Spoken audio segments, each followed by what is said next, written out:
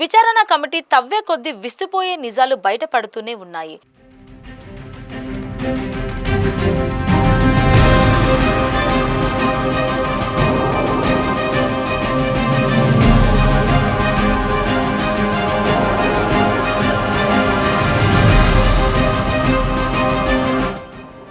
ఇది కూడా కూటమి సర్కార్ పాపమే అని చెప్పాలి.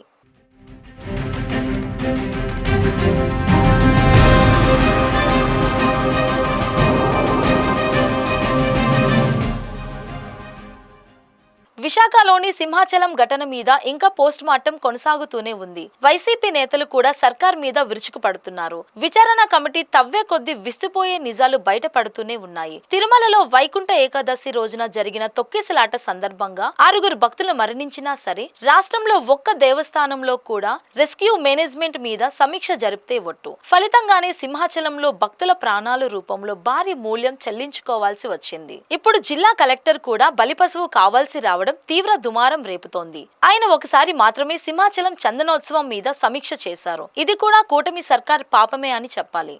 ఘనత వహించిన విశాఖ జీవీఎంసీకి 3 నెలలుగా కమిషనర్ లేరు. గత కమిషనర్ సంపత్ కుమార్ ఏ ముహూర్తాన బదిలీ అయ్యారో గాని ఈ పోస్టు భర్తీ అయిన పాపాన పోవడం లేదు. దీంతో ఇన్ఛార్జి కమిషనర్ గా జిల్లా కలెక్టర్ హరీందర్ ప్రసాద్ వ్యవహరించడం తెలిసిందే. మరోవైపు ప్రజలు ఎన్నుకున్న వైసీపీ మేయర్, డిప్యూటీ మేయర్ మీద అవిశ్వాసం ప్రవేశపెట్టారు. ఈ సమావేశాలతో జిల్లా కలెక్టర్ బిజీగా ఉండిపోయి చందనోత్సవాల తదుపరి సమీక్షలకు సమయం చిక్కలేదు. జిల్లా కలెక్టర్ కూడా చంద్రబాబుకు ఇదే చెప్పారు. ఇక హోంమంత్రి అనిత ప్రతి చిన్న విషయాన్ని కూడా సమీక్షించడం జరిగింది అని మీడియాకు పదే చెప్పడం విశాఖ ప్రజలు ఇప్పుడు విస్తుపోయేలా చేస్తుంది అంటే అతిశయోక్తి కాదు. సింహాచలం లక్ష్మీనరసింహస్వామి చందనోత్సవంలో ఒక అపశృతి చోటు చేసుకుంది. మనందరికీ కూడా తెలుసు, చాలా బాధాకరం.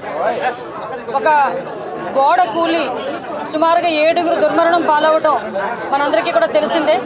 తెల్లవారుజామున 3 గంటలకి ఈ సంఘటన జరిగింది. సంఘటన జరిగిన ఇమీడియట్గా మేము అక్కడికి చేరుకున్నాం. కలెక్టర్ గారు, సిపి గారు, మొత్తం ఎన్డీఆర్ఎఫ్ టీము, ఎస్డీఆర్ఎఫ్ టీము, అదేవిధంగా ఫైర్ సిబ్బంది, పోలీస్ సిబ్బంది అందరూ కూడా సహాయక చర్యలు వేగవంతం చేశారు. క్షతగాత్రులు ఎవరైతే ఉన్నారో వాళ్ళ హాస్పిటల్కి తరలించడం జరిగింది. ఎవరైతే చనిపోయారో వాళ్ళందరికీ కూడా వాళ్ళ ఫ్యామిలీస్కి అందరికీ కూడా ఇన్ఫార్మ్ చేయడం జరిగింది. మనం ఎన్ని చేసినా కూడా ఆ కుటుంబాలకు తిరిగి ప్రాణాలు తిరిగి తీసుకొచ్చి ఇవ్వలేం. కానీ గౌరవ సీఎం గారు నారా చంద్రబాబు నాయుడు గారు, అదేవిధంగా డిప్యూటీ సీఎం పవన్ కళ్యాణ్ గారు, అదేవిధంగా నారా లోకేష్ గారు ప్రతినిత్యం కూడా మాతో మానిటర్ చేసుకుని ఆ కుటుంబానికి అండగా నిలబడాలని ఇక్కడ నాతో పాటు ఇందాక మినిస్టర్ కొండపల్లి శ్రీనివాస్ గారిని, అదేవిధంగా ఇక్కడున్న లోకల్ ఎమ్మెల్యేలు, జనసేన, టీడీపీ అందరు ఎమ్మెల్యేలని కూడా ఇక్కడికి పంపించి వీళ్ళకి భరోసాగా నిలబడమని చెప్పడం జరిగింది. దానిలో భాగంగానే గవర్నమెంట్ తరపు నుంచి కూడా వాళ్ళందరికీ కూడా ఎక్స్గ్రేషియా ప్రకటించడానికి ఒక్కొక్క మనిషికి కూడా, చనిపోయిన వాళ్ళు ఒక్కొక్క మృతుడికి కూడా 25 లక్షల రూపాయలు ఎక్స్గ్రేషియా ప్రకటించడం జరిగింది. దాంతోపాటు ఆ కుటుంబంలోని ఒకరికి ప్రభుత్వ ఉద్యోగం ఇవ్వడానికి కూడా ఈరోజు గవర్నమెంట్ కూడా సిద్ధపడింది. ఎక్కడా కూడా వాళ్ళకి అన్ని రకాల అండదండ ఇవ్వాలి, భరోసా ఇవ్వాలి ఉద్దేశంతోనే గవర్నమెంట్ పనిచేస్తుంది. Thank you so much.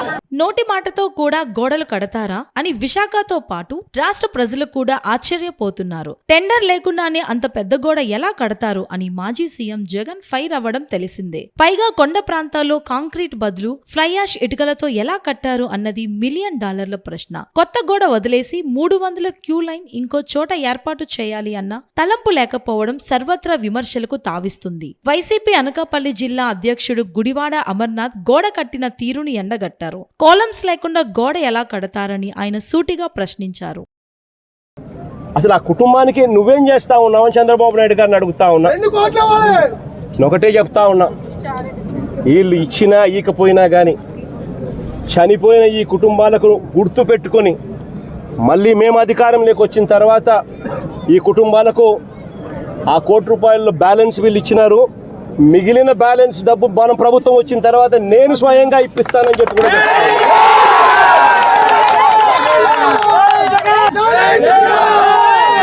ఒకసారి ఫోటో చూడండి, ఎక్కడైనా కాలములు కనపడతా ఉన్నాయో చూడండి. వాళ్ళు చెప్తా ఉంటే గోడ కూలిపోయే పరిస్థితి వచ్చినప్పుడు గోడ ఫ్లెక్సీ మాదిరి ఊగిందంట.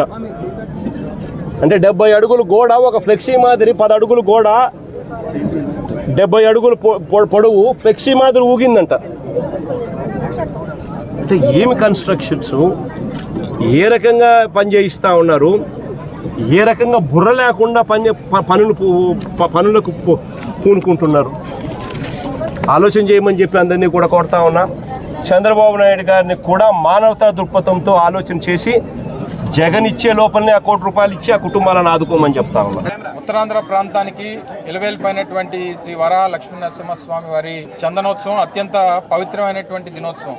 తిరుపతిలో వైకుంఠ ఏకాదశికి ఎంత విశిష్టత ఉంటుందో సింహాచలం శ్రీ వరాహ లక్ష్మీ నరసింహస్వామి వారి చందనోత్సవానికి అంతే విశిష్టత ఉంటుంది. దాదాపు 2 నుంచి 3 లక్షల మంది భక్తులు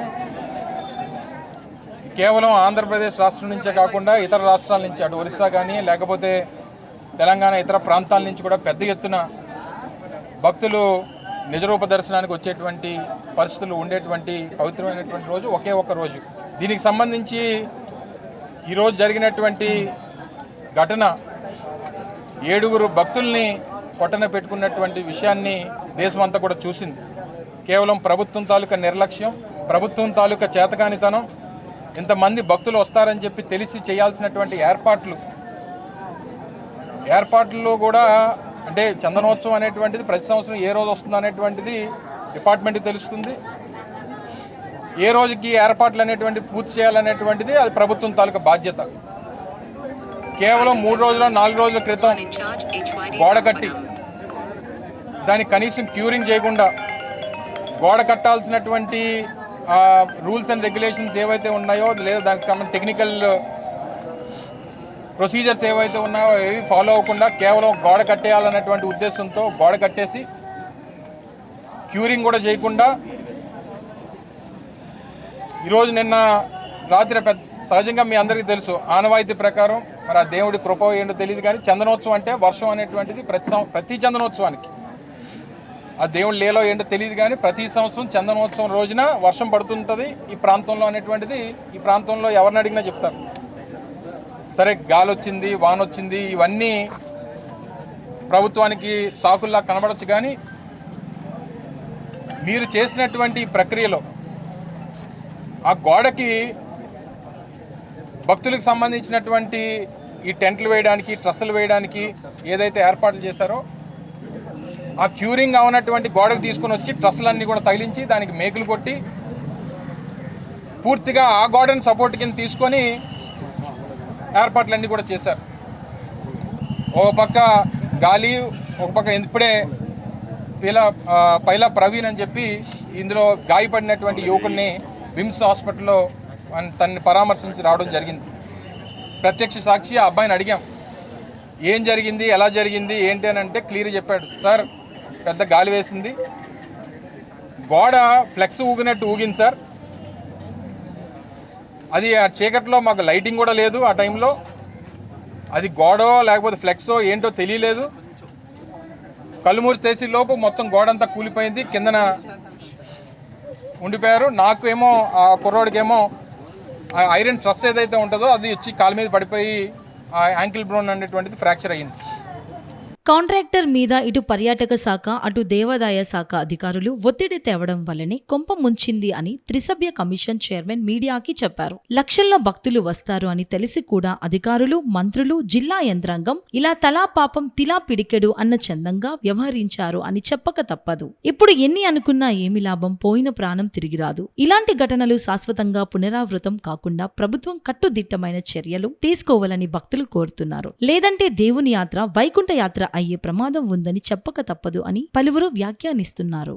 సింహాచలం ఘటనలో చనిపోయిన వారిని ఆదుకోవడానికి సీఎం చంద్రబాబు నాయుడుకి చేతులు రావడం లేదనే చెప్పాలి. మృతుల కుటుంబాలకు 25 లక్షలు వంతున పరిహారం ప్రకటించడం తెలిసిందే. తాము అధికారంలోకి వచ్చిన వెంటనే మిగిలిన 75 లక్షలు ఇస్తామని మాజీ సీఎం జగన్ చేసిన ప్రకటన ఇప్పుడు కూటమి నేతలకు మింగుడు పడడం లేదనే చెప్పాలి. వైసీపీ ప్రభుత్వ హయాంలో విశాఖ ఎల్జీ పాలిమర్స్ ఘటనలో మృతుల కుటుంబాలకు ₹1 కోటి వంతున పరిహారం ఇచ్చానని గుర్తు చేశారు. పైగా బాధితులను జగన్ రెచ్చగొట్టారు అని భీమిలి ఎమ్మెల్యే గంటా శ్రీనివాసరావు కవరింగ్ ఇచ్చుకోవాల్సి వచ్చింది. దీనిని రాజకీయం చేయవద్దని వైసీపీ భీమిలి ఇన్ఛార్జ్ చిన్న శ్రీను ఎమ్మెల్యే గంటాకు కౌంటర్ ఇచ్చారు. ప్రసాదం పథకం నిధులు జగన్ హయాంలోనే వచ్చాయని ఆయన చెప్పుకొచ్చారు.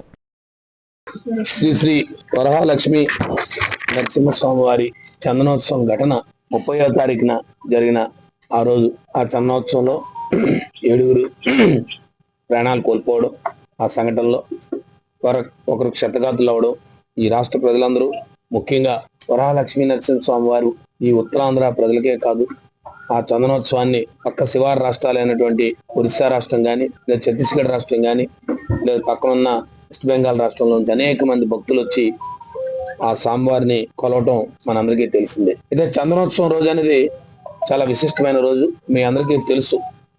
సుమారుగా చందనోత్సవం తేదీని ఒక సుమారు 3-4 నెలల ముందే దేవస్థానం వారు ఆగమ శాస్త్ర పండితులందరూ కూడా దాన్ని అనౌన్స్ చేయడం, దాన్ని ప్రభుత్వాలు ఏ రకంగా సుమారుగా భక్తులు ఒక 2 లక్షల నుంచి 3 లక్షల మంది భక్తులు వస్తారు కాబట్టి ఆ భక్తులకు ఏ రకమైన ఏర్పాట్లు చేయాలనేది ప్రభుత్వంలోని అధికారులు కానీ, ప్రజాప్రతినిధులు కానీ ఇది చేయడం అనేది ఆనవాయితీ వస్తున్న కార్యక్రమం. ఈ ప్రాంతంలో మరి ముఖ్యంగా సింహాచలం దుర్ఘటన ఈ ప్రాంత వాసులకు ఎంతో కలిసివేసింది. ఎప్పుడు కూడా చందనోత్సవంలో ఇలాంటి చేదు సంఘటన ఏనాడు కూడా భక్తులు కని విని చూడని కొన్ని తరాలుగా ఎప్పుడు కూడా ఇలాంటి సంఘటన చూడలే కొండ మీద. కానీ ఇలాంటి దురదృష్టమైన సంఘటన జరిగింది. ఆ కుటుంబ సభ్యుల్ని ఓదార్చే కార్యక్రమాన్ని వారు చేపట్టారు. అయితే ఆ రోజు సంఘటన జరిగిన తర్వాత ఆ సంఘటన జరిగిన మరుసటి రోజు మరి వైఎస్ఆర్సీపీ పార్టీ అయితే నిన్నటి రోజుని గౌరవ భీమిలి శాసనసభ్యులు, మాజీ మంత్రివర్యులు జరిగిన సంఘటన మీద వారు ఓ పత్రికా సమావేశాన్ని ఏర్పాటు చేసి వారు కొన్ని అనుచితమైన వ్యాఖ్యలు మా నాయకుడు, మా మాజీ ముఖ్యమంత్రి వర్యులు, మా పార్టీ అధ్యక్షుడు అయినటువంటి జగన్మోహన్ రెడ్డి గారి మీద చేసిన మాటల్ని తీవ్రంగా నేను ఖండిస్తూ, వారు సుదీర్ఘమైన రాజకీయ అనుభవం ఉన్నవారు, సీనియర్ శాసనసభ్యులు, మంత్రివర్యులుగా చేసిన వారు ప్రభుత్వంలో కూడా పనిచేశారు, మంత్రిగా వారు చాలా అనుభవం ఉంది. ఈ జరిగిన సంఘటన చూస్తా ఉంటే ఈ జరిగిన సంఘటనలో వారు ఒక మాట మాట్లాడారు, ఇది ప్రభుత్వ హత్యలని చెప్తున్నారు, ఇది కాదు అని చెప్పి ముమ్మాటికి చెప్తున్నాం, ఇది ప్రభుత్వ హత్యలు. ఎందుచేతంటే రోజువారీలో అనేకమైన సంఘటనలు జరుగుతూ ఉంటాయి, బహిరంగ ప్రదేశాల్లో జరుగుతాయి, రోడ్డు ప్రమాదాలు జరుగుతాయి, అనేకమైన కార్యక్రమాలు జరుగుతాయి, అనేక మంది మరణాలు ఆకస్మికంగా సంభవిస్తూ ఉంటాయి. కానీ నిన్న రోజున వారు మాట్లాడిన మాటలు, జగన్మోహన్ రెడ్డి గారు ఇలాంటి దుర్ఘటనల కోసం ఎదురు చూస్తూ ఉంటారు, ఇలాంటి దుర్ఘటనలు వచ్చి రాజకీయం చేస్తున్నారు అని చెప్పి వారు చెప్తా ఉన్నారు. మీ ద్వారా ఈ ప్రాంత ప్రజలకి తెలియజేసేది ఒకటే, ఈ రాష్ట్రంలో 40% ఓట్లు సంపాదించిన వ్యక్తిగా ఎన్నికల్లో 2024లో ఒక బలమైన ప్రతిపక్ష పార్టీ నాయకుడిగా, ఒక పార్టీ అధ్యక్షుడిగా సంఘటన జరిగిన వెంటనే ఈ అవకాశం దొరికితే అవకాశం ద్వారా వచ్చి ఆ కుటుంబ సభ్యులను ఓదార్చాలి. ఇలాంటి సంఘటన జరగడం దురదృష్టకరం. అధికార పార్టీలో ఉన్న ముఖ్యమంత్రి గారు వచ్చారా రాలేదా, లేదు ఇంకొక డిప్యూటీ సీఎం గారు, ఇంకో పార్టీ అధ్యక్షుడు అయినటువంటి వారు వచ్చారా లేదా అనే భావన కాకుండా ఒక బాధ్యత ప్రతిపక్ష నాయకుడిగా వారు వచ్చి ఆ కుటుంబాల్ని ఓదార్చి ఈ ప్రభుత్వం చేసిన తప్పిదాల్ని వారు చెప్పారు. మీరు చేసిన తప్పిదాల్ని ఈ ప్రభుత్వం చేసిన చర్యల్ని చెప్పారు. ఏప్రిల్ 30వ తారీఖుని చందనోత్సవం తేదీని అనౌన్స్ చేయడం, దానికి ప్రభుత్వం 5గురితో ఒక కమిటీ నియమించింది. 5 సభ్యులతో కమిటీ నియమించిన తర్వాత ఆ కమిటీలో క్లియర్ గా మెన్షన్ చేశారు, ప్రభుత్వం వచ్చి చందనోత్సవానికి ఒక 5 మంత్రులతో కమిటీ వేసింది, ఈ చందనోత్సవం చాలా బాగా ఏర్పాట్లు చేయండి.